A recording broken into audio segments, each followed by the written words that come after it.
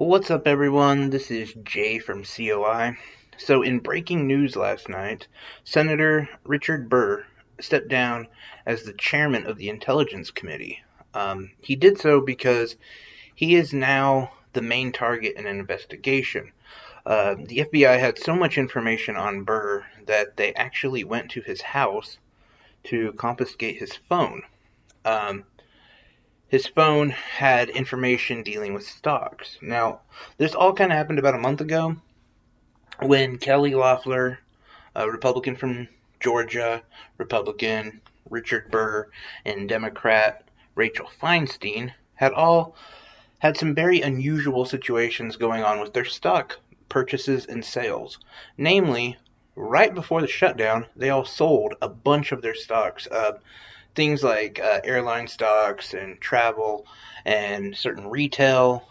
And then right before the shutdown, they then also purchased stocks into things like Zoom and things that have gone up, Amazon. They all made a killing off of this. Now, the court of public opinion, I think, is already decided, and people are ready to say all three of them are scumbags and awful. And this is where Loeffler and Feinstein, I think, take a bigger hit. The reason why is because both Loeffler and Feinstein have uh, some decent excuses for their actions, and namely because they didn't do it. Loeffler is the richest senator in the country. She has like around $500 million. Her husband is a major Wall Street player. Um, she's had a whole lot of money, and when you have that kind of money, a lot of times you're not the one making decisions. So, is it possible that she found that information and had them buy or sell? Maybe, but it is actually kind of difficult, apparently, and a lot of these steps are done before they even are aware of it. Um, and Feinstein, same way. She's mega wealthy, and she has people do that. Now, I will say this: what why they take such a hit in the court of public opinion is because they were aware of how their money was moving and what stocks they were buying and what stocks they were selling. And in turn, though, they decided to go ahead and tell the public, hey, nothing's going to change. Everything's going to be fine. No need to worry. While they were about to make millions off of a change that they knew would happen in a situation that they knew was going to break down. But they got theirs, so, screw you. Now, Richard Burr, on the other hand, he's worth a couple million, and apparently that's not rich enough to have people. He is solely responsible for his stock purchases. Now, the one thing to take note of, Burr, uh, Loeffler, Feinstein, they're all part of the Intelligence Committee. Now, that's notable because the Intelligence Committee is actually one of the first groups in Congress to know about the effects of the coronavirus, what were going to happen. I mean, they had a pretty good idea that this was all going to happen back in February. They knew the economic downfall that would happen. And it seemed like they moved a little too quickly. A lot of people, very much so, want all three of these people jailed. Here's the problem. It's really going to be hard to prove. It's going to be hard to prove that they knew about it and then they acted on it. The only one they can kind of get is Richard Burr. Loeffler and Feinstein is going to be about impossible. And I think a bigger hit for Loeffler and the Republicans is her approval rating in Georgia is abysmal. People do not like her down there. And so if she loses that seat, it's most likely going to go to a Democrat. And this is already a year in which the Republicans might lose the Senate. I know a lot of people are talking about how strong Trump is and whatever else, but the Senate is not as comfortable as you might think. In fact, a lot of people believe there is going to be a blue wave, only because a lot of the people, and namely elderly people, do not like what they're doing right now, and they're not going to end up voting for them. But yeah, and obviously with this scandal going on, there's a good chance that Loeffler is going to lose. People do not like somebody who is already mega wealthy and then lies to the American people, meanwhile making money off of something they know is going to happen. Burr, like I said, on the other hand, he might face charges over this. There might be some prosecution. I don't know. Again, from what I understand, it's really, really difficult to prove that this actually happened. Who knows what's in his phone? Who knows what's going on? But him too, major Republican player.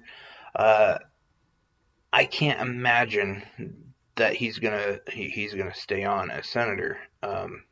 Rather it be just voted out or be asked to step down. It's really hard to put this cat back in the box. If it's one thing that the American people do not like, it's our congressmen, and not on top of that, our congressmen baiting us into a situation that they know is wrong to make millions themselves. And I might be a little bit more strict on some of this stuff because I think if you are a public servant, you should be a public servant. I mean, you don't get to have a second job. You're not out doing tours and writing books. And by the way, if you want to cut it there, fine. But taking paying gigs to go talk about being a senator or a president or whatever, I don't think they should be able to do that. They are public servants. And they definitely should not have money in stocks. They shouldn't have their own companies. Look, they could easily put those and their finances in a trust where they don't have anything to do with it, and once they're out, they get it. But the idea that these rich people come into power to get richer and to get more power is one of the fundamental problems with our country right now. And this is one of the most prime examples of it actually happening. And look, we know it happens. We know that that's what these people do. Towards the end of the Obama administration, Hillary Clinton was making something like 20 some $million a year for speaking events. That's disgusting. And if you've ever been to one of these events, by the way, which I have not, but I have seen video, they are the dullest, droolest, boringest crap. That they're there to read a piece of paper for 45 minutes and they make $20 million.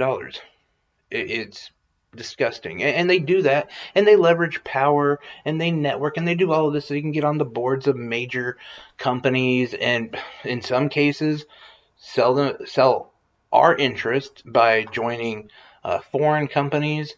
Our last diplomat to China, he's on the head of one of the biggest distribution companies in China right now, and was actively talking down to Trump and saying, hey, we shouldn't be messing around with trade. Well, yeah, because it was going to cost him millions of dollars. That's what I'm talking about. We got to stop that. And right now, the hatred for that is all targeted right at Richard Burr. And yeah, and I do think Loeffler and Feinstein are also going to be dragged into it, but just not as harsh because I don't think that they're going to actually be brought up on any charges. Those two specifically, it would be about impossible. It really would. But Burr, on the other hand, yeah. So you have the situation where ultimately it should have been a really good night for Democrats in a lot of ways.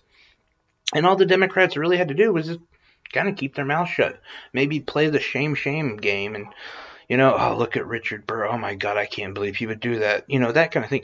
But instead, many of the mainstream liberal neo-libs decided to move on this as a way, get prepared, strap in for this, to tie this into Russiagate. Yeah, instead of, and we just went over how much people hate this kind of, actions that are done by people. The Democrats are now trying to get behind Richard Burr. And I want to be clear, not the politicians, but your journalists and your talking heads, your pundits. These people are all getting behind Richard Burr because, and get this, because he was about to release documents about Russiagate. And before it could get released, in their this is what they're saying, Barr stepped in and he made sure it wasn't going to get released, and now he's trying to lock away Richard Burr. That's right. That's their whole thing. I mean, and you remember it was Comey, and then it was Mueller. Now it's Burr. Apparently, for some reason, the center-left morons have this affinity for these conservative people who are in high ranks, who have always been conservative, by the way, and they act like they're going to somehow be a savior. They were holding on to something. Oh, just wait. Okay, Comey's report. Okay, wait. We got Mueller. Mueller has got he's got it all. And now, it's going to be Burr. Burr's report. That's the smoking gun we were looking for. Come on. That's the stupidest thing I've ever heard. It could have been a win. It could have been a real easy win for the Democrats. But now they want to take the side of an incredibly hated man to push a theory that most people are just done with. And the only, involvement people want with it is the fact that Obama was probably involved. They just don't see the forest for the trees. I mean, they live in D.C., they breathe D.C. air, and all they're surrounded is D.C. people. They don't see how this country actually views them or views the issues. And again, it could have been easy. And, like we just talked about, all the senators who could be on their way out and the Democrats could be taking over the Senate. Not if they can help it. If they can somehow ruin it, they're going to find a way to fuck it up. Because that's what the Democrats do. Anyway, I'm really curious what people's thoughts are on this one. You guys have a good evening. Take care.